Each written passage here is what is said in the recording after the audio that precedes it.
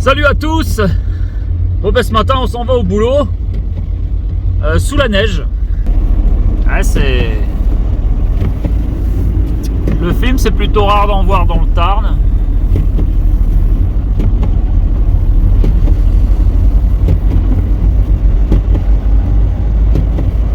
Il a neigé toute la nuit et apparemment elle tient plutôt bien. Hein. Elle tient plutôt bien.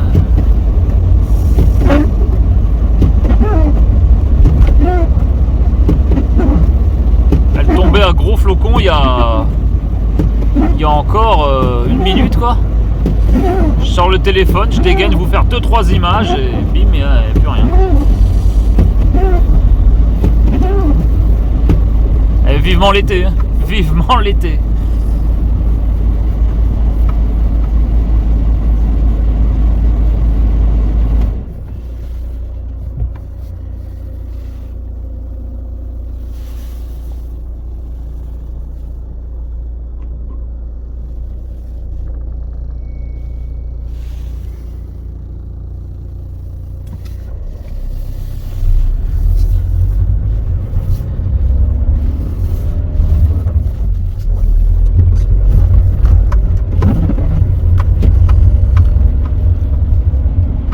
Voilà, il n'y a plus que de la neige fondue et encore que il tombe même plus rien quoi.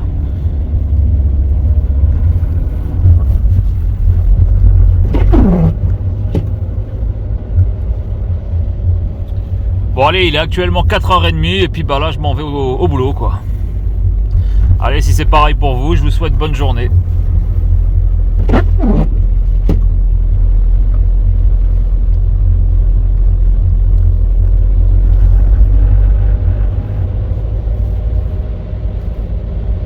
Allez, à plus.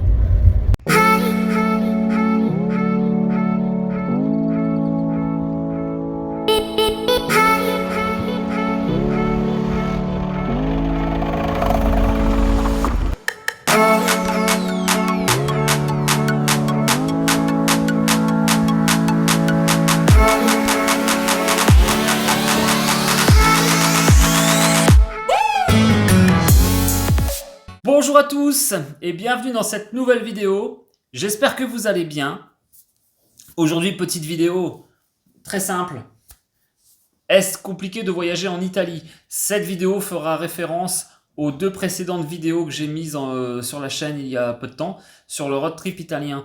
Je l'avais dit, j'ai pas réellement fait de gros débriefs à la fin de la vidéo et cette vidéo sera un peu un complément à celle-ci parce que je voulais débriefer de pas mal de choses sur ce road trip. C'était quand même 2 mois de road trip et c'était quand même beaucoup d'expérience pour nous parce que c'était notre tout premier, notre premier gros voyage qui dure plus qu'une semaine. Et si vous êtes dans cette phase de réflexion pour l'été, si vous partez, enfin l'été ou autre, hein, mais si vous partez un certain laps de temps avec le camping-car en road trip, je pense que cette vidéo pourrait peut-être vous servir.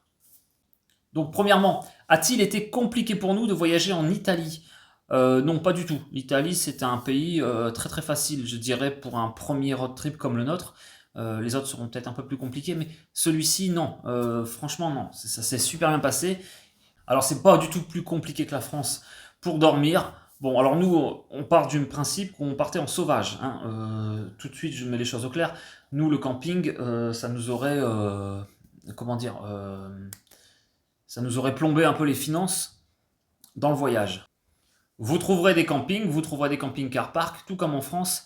Nous, dans notre logique, par rapport à notre périple, il était hors de question qu'on passe en camping, tout simplement parce qu'on voulait que du sauvage. Le camping, ça nous aurait plombé financièrement le voyage. Imaginez-vous quand même 2 mois aller au camping tous les jours, ça plombe un budget. Donc bon, après, c'est à double tranchant. Hein. Nous, on s'est fait visiter le camping-car une fois, donc c'est pas forcément non plus peut-être pas la meilleure solution. Ce jour-là, je me suis dit, j'aurais peut-être dû payer le camping. Après, c'est les aléas du voyage. Hein. Comme je l'ai dit dans la précédente vidéo, c'est les aléas du voyage, c'est les aléas de vouloir faire du sauvage aussi. On connaît les risques, bien même que garer son camping-car n'importe où ailleurs. Hein. De toute façon, ça va très très vite. Bref, on va passer le sujet. J'ai acheté un camping-car dans le but d'économiser mes nuits en voyage et financièrement m'y retrouver. Donc c'est vrai que le camping, pour moi, c'est complètement à l'opposé de ma façon de penser. Donc là, voilà. Mais je le redis, c'est un choix personnel et ça n'engage que nous. Donc on a dormi grâce à l'application Park4Night où on a trouvé tous nos spots pour la nuit. Donc l'application Park4Night, pour ceux qui ne connaissent pas, c'est une application très simple où vous trouverez dessus tout ce qui est point d'eau, camping, spot sauvage, enfin vous trouverez une multitude d'outils qui vont vous servir. Moi ça m'a été hyper utile et je ne sais pas comment j'aurais fait sans finalement, ça aurait été beaucoup plus long, beaucoup plus compliqué. Je me suis servi de l'application mais en payant, c'est-à-dire que je me suis abonné, ça coûte 10 € par an, je crois de tête, de souvenance, ça doit coûter 10 € par an, c'est vraiment pas cher par rapport à tous les services que ça propose. Et surtout, on a la carte en relief. Moi, je suis quand même habitué sur Google Maps de me servir de la carte en relief, là, quand on a une carte en 2D, là, ou je sais pas quoi. Enfin bref, c'est super chiant. La carte en relief, ça montre quand même plus l'environnement. Et enfin, en relief, en vue satellite, ça montre beaucoup plus l'environnement. Et moi, ça m'aide plus à me situer pour pouvoir choisir ou pas le spot. Par contre, lisez beaucoup les commentaires, c'est l'erreur que j'ai faite au tout début, par habitude, c'est vrai qu'on fait plus trop très attention. Moi, j'ai pas passé assez de temps à lire les commentaires le jour où je me suis fait ouvrir le camping-car. J'aurais peut-être dû les lire car il y avait quelquefois des commentaires négatifs par rapport à peut-être du voisinage ou du moins une équipe dans le coin qui s'amusait à ouvrir les camping-cars. Donc, des gens ont eu le tour avant moi, j'aurais peut-être pu m'épargner ça. Et pourtant, le spot était pas du tout craignos. On était dans un endroit très plutôt sympa, parking, enfin voilà, un truc très simple, pas avec un décor autour qui aurait pu prétendre à quoi que ce soit. Non, c'était vraiment au calme. Et pourtant, plusieurs personnes avant moi ont eu le tour et moi aussi. Voilà. Donc faites attention. Pour les services du camping-car, les vidanges, les recharges d'eau et aussi pour les toilettes, est-ce compliqué? Ben non, l'Italie, pas du tout plus qu'en France. Finalement, c'est pareil aussi. Encore une fois, c'est très simple. Il vous suffit, moi avec l'application, avec Park4Night, on a bien sûr tout référencé, c'est-à-dire tous les lieux où on a l'eau gratuite, enfin gratuite ou pas, mais disons référencé, c'est-à-dire pour les services, pour la vidange, on a tout quoi. Donc là franchement pareil, il suffit de prendre mon itinéraire de la journée, me dire tiens je vais aller à tel ou tel endroit, je me rends par exemple de Venise à Vérone, et puis tiens sur la route il y a ça là en gratuit ou pas gratuit, et puis à toi de voir si tu en as besoin ou pas. Donc ça demande un peu de recherche, c'est vrai que ça demande un petit peu de recherche tous les soirs. Moi, je le faisais le soir pour le lendemain, je regardais un petit peu ce qu'il y avait autour. Le plus gros problème, en fait, finalement, avec Park4Night, enfin avec ce qu'il y a à disposition en Italie, je me suis souvent retrouvé avec des points d'eau, des points de vidange d'eau grise, mais alors des fois, il n'y avait pas pour les toilettes. Alors bien sûr, c'était la commune qui était comme ça. Par exemple, peut-être 10 km plus loin, j'avais une autre aire de service où là, il y avait. Mais les toilettes, c'est peut-être le truc qui m'a le plus embêté pendant le road trip. Par moment, je regarde ce qu'il y a sur l'appli et puis je me dis merde, là c'est pas possible, il y a pas, là il y a, enfin c'est pas toujours évident. Donc des fois ça me fait faire un petit détour pour aller vider ou voilà. Donc bon, ça c'est le problème. L'Italie, ça n'a pas été compliqué. Par contre, je comprends carrément, après avoir fait ce road trip, les gens qui passent directement aux toilettes sèches. Alors, j'étais un peu pas réfractaire, mais bon, ça fait un peu litière à chat. Mais en réalité, je comprends carrément que les toilettes sèches puissent convaincre beaucoup de voyageurs. Dans un pays comme l'Italie, ça a été, bien que parfois c'est chiant, même en France, de toute façon, vous pouvez retrouver exactement le même problème en France. Mais là, peut-être que dans d'autres pays, j'imagine par exemple, peut-être, je sais pas moi, au Maroc peut-être est-ce plus compliqué ou pas de vider ces toilettes chimiques par rapport forcément à une toilette sèche qui nous demanderait beaucoup moins de problèmes. Est-ce que ça pose pas beaucoup moins de problèmes? Est-ce que c'est pas la solution pour le voyage? Je ne sais pas. Je pense. En tout cas, j'en suis de plus en plus convaincu que les toilettes sèches pourraient être une très bonne solution et c'est quelque chose que j'hésite. Je sais pas. Trellino fait des toilettes sèches qui ont quand même l'air vachement sympas. Et enfin, sympa, c'est un toilette. Hein.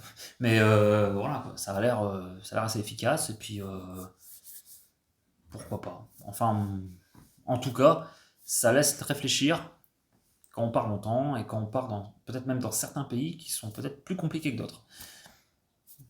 À voir. Alors nous, à titre personnel, on a payé 0 € d'eau pendant les 2 mois. Hein. J'ai pas payé d'eau, j'ai pas payé mes vidanges, rien du tout. Tout a été gratuit. Alors bien sûr, moi j'ai pas eu besoin de passer par non plus des aires de service où il y a l'électricité. Ça ne m'intéresse pas, le camping-car était équipé et autonome, donc j'ai vraiment pas eu de souci de recharge électrique pendant mon voyage. Par contre, pour mettre de l'eau, j'ai toujours trouvé gratuitement. Alors je suis pas non plus... quelqu'un qui ne veut jamais payer ses pleins d'eau, mais bon, c'est vrai que tant qu'à faire, moi j'ai trouvé gratuit partout, sans vraiment problème, donc voilà quoi. Vous avez des camping-car parks, des fois vous rentrez, vous avez 1 heure gratuite, enfin la première heure est pas payante, vous faites vos pleins, vos services, vous partez quoi. Enfin, un peu en mode radin, mais bon. Alors comment a-t-on procédé pour visiter en Italie ? Nous, on a toujours trouvé nos spots, dans les grandes villes je parle, hein, dans les grandes villes, on a trouvé nos spots à proximité du métro. C'est vrai que je me suis toujours arrangé avec l'application, on a un visu quand même, et d'où l'intérêt peut-être aussi de prendre la version payante à 10 € par an, qui vous permettra d'avoir un visu en relief, en satellite, du moins, je vais y arriver, un visu en satellite qui vous permettra de visualiser réellement le décor autour. Et nous, on a toujours trouvé, je me suis concentré sur des spots à proximité, à quelques rues du métro, pour pouvoir ensuite aller visiter les villes de façon facile. Et ça a marché, et c'est comme ça qu'on a fait à Rome, c'est comme ça qu'on a fait à Naples, c'est comme ça qu'on a fait à Florence, à Milan aussi, toutes les villes qui disposaient vraiment d'un métro. Pour les autres villes un peu plus petites, au pire on était à 20 minutes de marche du centre-ville, quoi. Mais bon, il fait beau, on se balade, franchement c'est vraiment pas contraignant hein, du tout. Pour les 5 terres, alors c'est un site, je sais que c'est un des plus beaux coins d'Italie, honnêtement, c'est un gros coup de cœur les 5 terres. Si vous voulez visiter les 5 terres, c'est vrai que c'est pas facile pour se garer, c'est même impossible d'aller se garer avec un camping-car, enfin je pense que c'est... Enfin je sais pas, hein, honnêtement j'ai même pas tenté, aller vraiment dans les petits villages là-bas avec le camping-car, j'ai laissé tomber, direct. On va se garer à la ville la plus proche, c'est La Spezia, et vous verrez sur Park Fortnite, pour ceux que ça intéresse, j'explique ça pour ceux que ça intéresse, il y a 2 gares à La Spezia. Vous avez une gare principale et vous avez une gare annexe. La gare annexe vous emmènera de toute façon par la gare principale, repasse par la gare principale et part ensuite aux 5 terres. Et du coup, à moins d'un petit quart d'heure de marche de là, il y a un grand parking. Alors, je sais pas, il faudra vous regarder sur Park Fortnite. Donc voilà, c'est mon petit tuto, mon petit conseil pour La Spezia. Prenez la gare annexe et vous emmènera directement ensuite aux 5 terres, aux 5 villages. Donc voilà. C'est magnifique, hein. Honnêtement magnifique. C'est vraiment, c'est un super, c'est excellent. Franchement, c'est un gros coup de cœur du road trip. Justement, parlons-en des coups de cœur du road trip. Qu'est-ce qu'on a réellement aimé parmi toutes les destinations que j'ai pu vous montrer dans les 2 vidéos? Alors l'entièreté de l'Italie est magnifique, mais il y a des petits coins quand même, il y a des petites pépites. Hein. Preà Mare par exemple, l'île de Dino, c'est magnifique. Franchement, c'est un coin. Alors c'est un coin qui nous a fait autant waouh que incroyable, qu'il n'y a pas assez de... Enfin, c'est assez préservé. Les mecs sont assis sur une mine d'or en fait. Le coin est magnifique, il y a eu des trucs qui ont été tentés, tout ça, et je sais pas. Par exemple, sur l'île de Dino, vous avez de petites habitations certainement qui étaient louées pour passer la nuit sur l'île. Et tout est à l'abandon, hein. Il n'y a plus rien, c'est complètement abandonné, c'est urbex hein, là-dedans, c'est de l'urbex, clairement. De l'autre côté de la plage, vous avez aussi un parc aquatique là, avec des toboggans pour les enfants, machin. Le truc était complètement fermé à l'été, ça a fait faillite, quoi. Donc clairement, ouais, je sais pas, c'est assez étrange comme endroit parce que c'est à la fois magnifique et à la fois on dirait que ça prend pas, le tourisme prend pas là-bas, je sais pas. Mais le cadre est génial, franchement, c'est pareil, c'est un très beau coin d'Italie, nous on a adoré, et ça demande qu'à se développer en fait, ça se demandait qu'à se développer, et je sais pas, il y a quelque chose, mais ça faisait aussi son charme, et nous on a vraiment aimé. Les villes qu'on a adorées, alors franchement c'est compliqué de faire un choix, hein, mais Naples, l'effet bouillonnant de Naples, vous savez, c'est quand même une destination qui nous a beaucoup plu pendant le voyage, Naples. C'est magnifique. Allez visiter, c'est complètement différent de l'Italie. C'est l'atmosphère, on a pris un train, il y a au moins 30 ans, le truc. Mais ça a un charme en fait. C'est pas moqueur ce que je dis, c'est un charme. C'est joli. Enfin, un peu, on dirait, enfin, un peu les favelas à certains endroits, vous savez. Enfin, ça fait bizarre en fait, mais c'est magnifique, ça a un charme. Je ne sais pas comment vous le résumer, mais allez-y, l'atmosphère, l'ambiance, c'est assez captivant en fait. C'est très très très sympa. Ensuite, je pourrais parler de la beauté des lacs, aller faire un tour au Monte Isola, le Monte Isola à côté enfin sur le lac d'Iseo, c'est magnifique aussi. Franchement, allez revoir les vidéos parce que franchement c'est génial. Je vous conseille aussi Sirmione. Sirmione, c'est vraiment vraiment sympa. Pareil, si vous lisez des avis sur l'Italie, vous allez tomber aussi souvent sur les mêmes rengaines. Alors, les déchets en Italie, il est vrai que le long des routes, machin, c'est vrai qu'on a vu des sacs poubelles, des trucs. C'est vrai que la gestion des déchets laisse un petit peu à désirer. Vous allez tomber aussi un peu sur l'état des routes en Italie. C'est vrai qu'il y a des routes qui sont abîmées, c'est vrai que voilà. Est-ce que c'est des idées reçues ou pas? Non, c'est vrai, on l'a constaté aussi, on l'a constaté. Mais après, on vient pas en vacances dans un pays pour critiquer ou comparer. Moi, je vous dis ce qu'on a vu, voilà, on l'a vu, mais franchement, ça ne gâche en rien les vacances. Moi, c'est pas du tout quelque chose qui a été